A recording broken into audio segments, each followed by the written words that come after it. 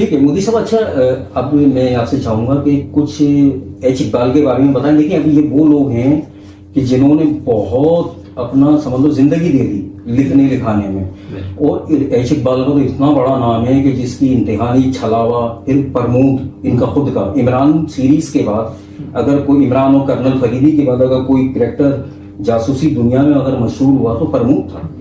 तो उनका मुझे भी उनसे मिलने का शर्फ हासिल है। कई बार फराज साहब के वहाँ आए जासूसी डाइजेस्ट में, तो लेकिन मैं जाहिर सी बात है उनसे इतनी हिम्मत नहीं हो पाती थी कि ऐसी कोई बात करूं कि मतलब काफ़ी छोटा भी था उस वक्त। ये आज से कोई 20 तक 18 साल पहले की बात है, 17-18 साल पहले की। तो आपने उनको मतलब किस तरह से आप उनका ताल्लुक हुआ, आपकी क्या मुलाकातें रही, कैसा उनको पाया आपने? वही ऐसा है कि जब इन्होंने अल्फ लैला डाइजेस्ट निकाला जी, तो ये भी वैसे महराज साहब से ही मुतासिर थे सबसे ज़्यादा, और इन्होंने उन्हीं से इंस्पायर होकर मैं समझता हूँ कि शायद अल्फ लैला डाइजेस्ट निकाला था। और अल्लाह ताला ने इनको भी बड़ा उरूज दिया। इनका अल्फ लैला डाइजेस्ट एक ज़माने में बहुत अच्छा चलता था, बहुत मशहूर था। यानी इनकी 1 मिनट की तो पीटीवी पर ये कमर्शियल चलता था अल्फ लैला डाइजेस्ट का कमर्शियल चलता था किसी ज़माने में 1 मिनट का, जो उस ज़माने में किसी डाइजेस्ट का नहीं चलता था। तो ये बड़ी बात थी। और बहुत अच्छा दफ्तर वफ्तर इन्होंने बनाया, बहुत अच्छा घर लिया नॉर्थ नाज़िमाबाद में, किराए पर था लेकिन 12 लाख। तो इन्होंने भी बहुत अच्छी ज़िंदगी गुजारी, बहुत अच्छा दौर देखा। बाद में फिर ये अल्ताफ़ हुसैन साहब के भी बहुत करीब हो गए थे। उनके लिए भी इन्होंने एक मैगज़ीन निकाला। अच्छा। हाँ, उस ज़माने में भी बहुत अच्छे इनकी वो थी, रहन सहन और हर चीज़। तो लेकिन यह है कि उसके बाद रफ्ता रफ्ता ज़ाहिर है वो रिसाले ख़त्म हो गए, और वो उनका वो पार्टी के लिए जो निकाला था वो भी ख़त्म हो गया। तो लेकिन ये कि ये बतौर राइटर में इनको बहुत, मैं बल्कि बिल्कुल ही यंग लड़का था, शायद मैट्रिक या फर्स्ट ईयर में होऊंगा, मैं उस वक्त इनके नावल पढ़ता था। अच्छा।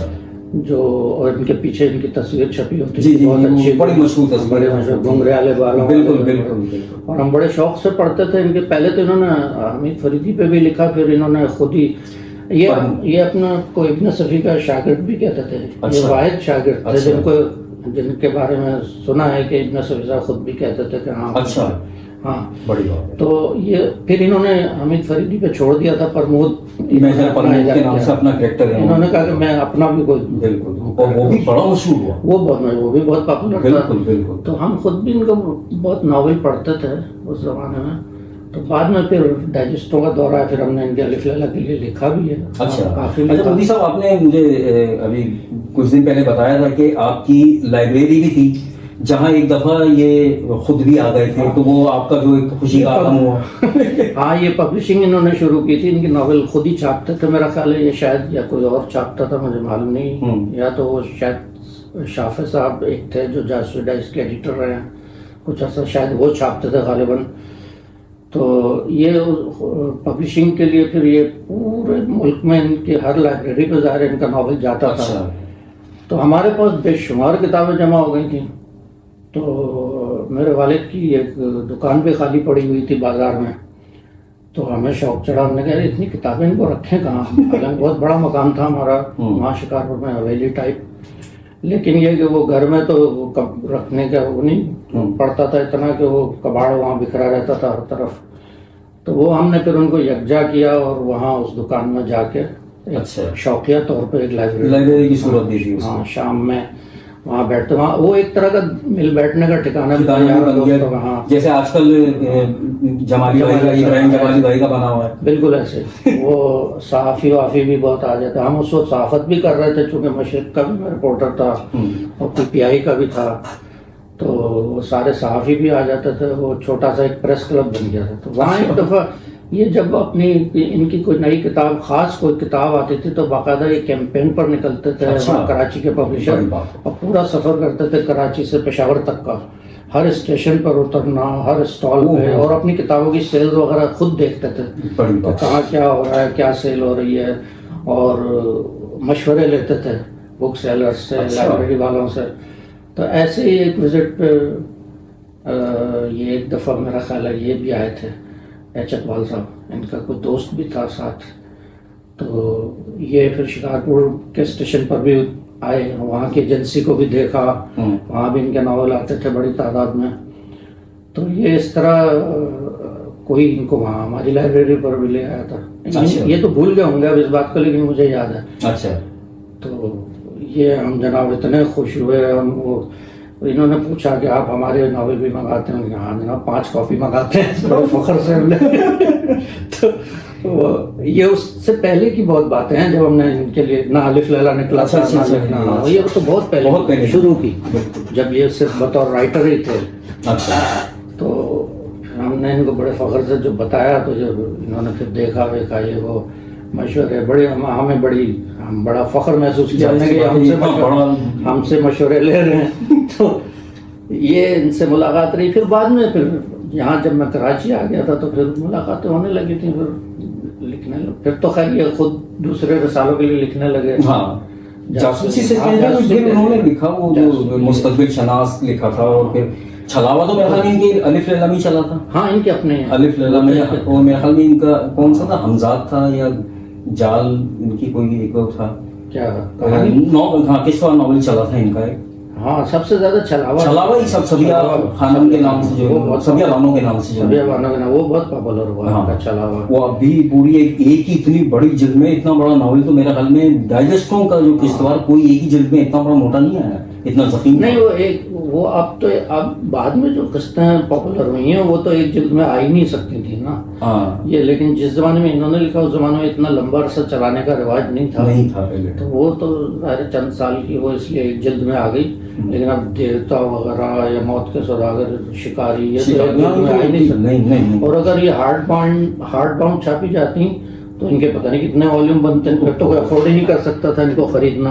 अच्छा, एच इकबाल साहब का मैंने जो फराज साहब से भी वहाँ बैठ के सुन रहा होता था कि उनको मौसीकी से भी कोई बहुत ज्यादा लगाव था। एक जमाने में उनको हो गया था, उन पे मुख्तलिफ दौर आते रहे एच इकबाल साहब पे। अच्छा। तो ये भी एक दौर आया था जब उन्हें मौसीकी से मेहदी हसन साहब बाकायदा उनके घर आते थे। मेहदी हसन साहब, हाँ, जिस जमाने में नॉर्थ नाज़िमाबाद में इन्होंने घर लिया था तो उस वक्त मेहदी हसन साहब खुद आने लगे थे। अच्छा, घर पे वो तो अंचोली में रहते थे मेहदी हसन साहब? तो अंचोली में नहीं, वो लास्ट जो जहाँ तक मुझे पता लगा फेडरल एरिया का अच्छा। सेक्टर या ब्लॉक है वो इंचोली नहीं है, बहरहाल अच्छा, वो सुपर हाईवे का करीब पड़ता है। मैं गया हूँ उनके घर, मेहदी हसन साहब के घर भी। अच्छा। उनसे भी हमारी मुलाकात रही है, उनके बेटों से भी रही है। तो वो उनको सिखाते थे मौसीकी, और बात बड़ी संजीदगी से इकबाल साहब ने मौसीकी में, बल्कि इनका एक गाना इन्होंने और इनकी बेगम ने गाया हुआ है, यूट्यूब पे भी डाला हुआ है इन्होंने, बहुत अच्छा गाया है। जी हाँ, तो वो इनकी बेगम ने उनमें साथ दिया है इनका। बड़ी बात। वो जो डुइट है, वो चंदा जो इनकी वाइफ जिनको बहुत याद करते हैं, तो डुइट है इनका, बड़ा अच्छा गाना है वो, इंडियन को इन्होंने गाया हुआ है। और यूट्यूब पे पता नहीं अब है या नहीं, मुझे फराज साहब ने दिखाया था एक दफा। अच्छा, आप मुझे नहीं मालूम। तो बहरहाल इनका भी बड़ा कंट्रीब्यूशन है डाइजेस्टों की दुनिया में, और बड़ा नाम है। अच्छा मोदी साहब, एक आपने मुझे एक फोटो दिखाई थी जो कि किसी जमाने में काफी पहले किसी नए बुक डाइजेस्ट के इब्ने सफी नंबर में छपी थी। जी हाँ। जिसमें आप इब्ने सफी, अजहर कलीम साहब थे, मुश्ताक अहमद कुरैशी थे। तो वो क्या, कौन से मौके में तस्वीर ली गई थी? वो ऐसा था कि मैं और रुखसाना आरजू होती थी, जो बाद में सैयद नूर से शादी करके वो रुखसाना नूर हो गई थी। सैयद नूर ये जो फिल्मों वाले, अच्छा, उनसे शादी की थी उन्होंने। तो रुखसाना नूर ने उन दिनों जर्नलिज्म में नया ग्रेजुएशन किया था, नहीं सॉरी मास्टर्स किया था। अच्छा। तो वो आई हुई थी कराची यूनिवर्सिटी किसी काम से, वो अपने तौर पे आई हुई थी, मैं इधर से इत्तेफाक से मैं आया हुआ था। यहाँ पता चला, दोनों की मुलाकात हो गई। तो मुश्ताक कुरैशी साहब के यहाँ फिर इकट्ठे होते थे और अपनी सरगर्मियों पे निकलते थे, जर्नलिस्टिक जो भी हमारी लिखने लिखाने की। और ये तो वो फिर मुश्ताक कुरैशी साहब चूँकि इब्ने सफ़ी के बहुत ही करीबी उनकी किताबों के डिस्ट्रीब्यूटर भी रहे थे। उन्होंने तो अपना मैगजीन भी, ये जो नया फ़क़ है, पहले इब्ने सफ़ी के नाम से था, ये पूरा इब्ने सफ़ी के नाम से निकाला था, लेकिन सफ़ी मैगजीन के नाम, लेकिन उस नाम से उनको डेकोरेशन नहीं मिला। फिर उन्होंने इसको नया फ़क़ कर दिया था। तो वो मुश्ताक कुरैशी की जीप में बैठ के हम लोग इधर उधर घूमते थे। अच्छा। तो वो सफ़ी साहब से भी मेरी उसी ज़माने में मुलाकात हुई। तो मैंने कहा मुश्ताक साहब से, मैंने कहा यार सफ़ी साहब से हमारी तो मुलाकात कराएं, वो मेरे रूहानी उस्ताद हैं, बिल्कुल, उनको पढ़ पढ़ के हमें लिखने का शौक पैदा हुआ। तो उन्होंने कहा कोई मसला नहीं, वो बेचारे हमें जीप में लादा उन्होंने मुझे और रुखसाना आरजू को, और अजहर कलीम थे, हम सब वहाँ पहुँच गए उनके घर। फिरदौस कॉलोनी में गालिबन वो रहते थे, नाज़माबाद में। तो सफ़ी साहब बहुत खुश हुए, वो पढ़ चुके थे वो मुझे। अच्छा। कहते हाँ भाई बेटा बहुत अच्छा लिखते हो तुम, और मेहनत करो और ज़्यादा लिखो, तो उम्मीद है कि तुम बहुत अच्छा कंट्रीब्यूट करोगे डाइजेस्टों की दुनिया में। तो हमने कहा हाँ जी, अपनी उनका कहा तो खैर पूरा अपनी सी कोशिश कर रहे हैं। तो वो तस्वीर बनाने लगा फोटोग्राफर। इंडिया से एक जर्नलिस्ट शकील जमाली साहब भी आए हुए थे। तो रुखसाना, कौन सा मोबाइल था जिससे बनाई थी तस्वीर? मोबाइल नहीं, हाथ थे उस जमाने में। वो बेचारे बाकायदा कोई रिपोर्टर, कैमरामैन साथ था। अच्छा। हाँ, वो इंटरव्यू करना था ना, वो शकील जमाली का रुखसाना आरजू ने किया था। अच्छा अच्छा। तो मैंने कहा वो तस्वीर बनाने लगे, मैं सफ़ी साहब ने मुझे अपने पास बैठने को कहा। मैंने कहा नहीं, मैं आपके बराबर नहीं बैठूंगा, आप मेरे रूहानी उस्ताद हैं, मैं तो आपके कदमों में बैठूंगा। हाँ, वो तस्वीर देखी मैंने। हाँ, फिर मैं खुद फरमाइश करके नीचे बैठा था और रुखसाना वगैरह पीछे खड़ी है। वो उस मौके की तस्वीर है वो। उसके बाद वो जल्दी उनका इंतकाल भी हो गया। मैं भी वापस गया लाहौर, उसके कुछ ही अर्से बाद इत्तला मिली कि मेरे ख्याल में 81 में या 80 में ऐसे इंतकाल हुआ था उनका, अगस्त के महीने में। हाँ, क्योंकि जो भी नया रुख का नंबर आता था, इब्न सफ़ी नंबर, वो अगस्त में आता था। हाँ, उस वक्त की बात है। बाद में तो फिर हमने भी बहुत उनके बारे में लिखा। मुश्ताक साहब ने बहुत काम किया उनके बहुत याद में, बिल्कुल, और लोगों ने भी बहुत किया, इवन इंडिया में भी छपा है उन्होंने। अच्छा मोदी साहब, इनका इब्न सफ़ी साहब का जो मैंने तो खैर पढ़ा है पुराने मैगजीन में, डाइजेस्टों में, कि इब्न सफ़ी के सारे में कहा जाता है उनका कोई नया नॉवेल आता था या जो नॉवेल आते थे इनके, तो लोग लाइनें लगा के बुक स्टॉलों पे और लाइब्रेरियों में लेते थे, ऐसा कुछ? लाइनें तो नहीं, मेरा ख्याल है मैंने तो नहीं देखा खैर, लेकिन ये ज़रूर है कि उनकी किताबों का इतनी बेताबी से इंतज़ार होता था। और बिकती जो थी वो तो थी ही, लेकिन लाइब्रेरी वाले के लिए भी एक तरह का मस्ट था कि उनका नावल तो ज़ाहिर है ज़रूर कमा के देता था। इतना वो कई कॉपियाँ लेता था हर लाइब्रेरी वाला, और वो खटाखट फौरन किराए पे चली जाती थी। पहले से लोगों ने फरमाइश की हुई होती थी कि भाई इब्न सफ़ी पहले मुझे देना। उनमें हम भी शामिल थे। तो पहले लेने के लिए लोग जो है वो चक्कर लगा रहे होते थे। तो उनका वाकई वो एक उरूज का कमाल दौर था। और उनकी यानी एक और रिकॉर्ड उनका जो कायम हुआ है कि उनके जाली नामों से जितने लोगों ने लिखा है, मेरा ख्याल है किसी और मुसन्निफ के लिए भाई एन सफ़ी, इब्न सफ़ी तजदीद लगा के, इब्न सफ़ी, नजमा सफ़ी, और पता नहीं कितने।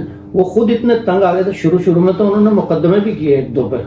फिर उन्होंने देखा कि ख्वारी के अलावा कुछ नहीं होता, इन मुकदमों से कुछ नहीं बनेगा। तो बेचारे इतने तंग आए कि एक दफ़ा तो, हालांकि वो बहुत शाइस्ता लिखने वाले थे, वो कभी एक दफ़ा उन्होंने तो पेशरस में लिख भी दिया था। मैं भी वो बात कहना खैर मुनासिब नहीं समझता। कहने लगे अब तुम मार्केट में इतने सफ़ी आ चुके हैं, इब्न सफ़ी, एन सफ़ी, फला सफ़ी, अब तो मुझे सिर्फ एक इब्न आगे डैश अच्छा इंतज़ार है। तो वो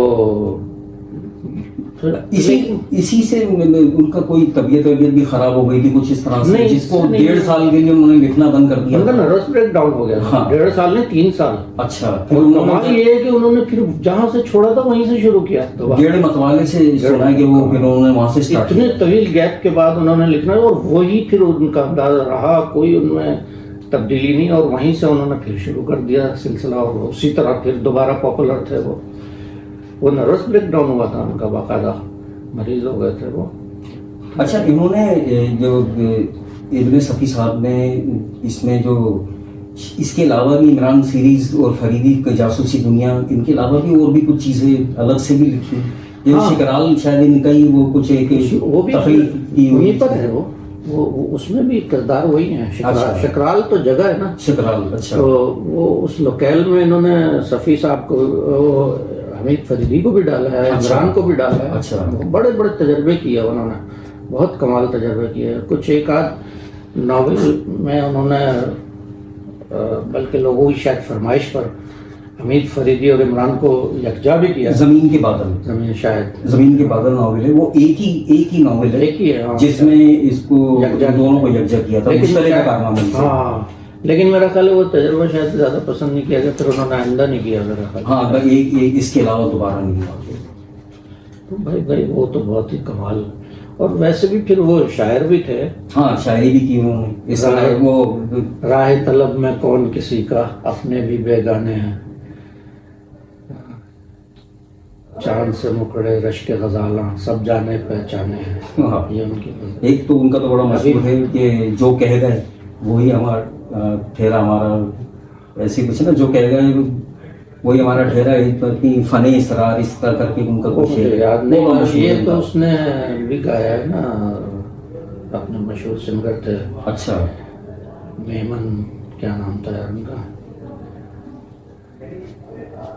राह तलब में कौन किसी का, अपने भी बेगाने। अच्छा, ये सफ़ी साहब का लिखा हुआ था। हाँ, अच्छा, इसका उसने गाया, हबीब अली मोहम्मद ने गाया है। अच्छा, उनका फिर एक फिल्मी हाँ, फिल्म धमाका।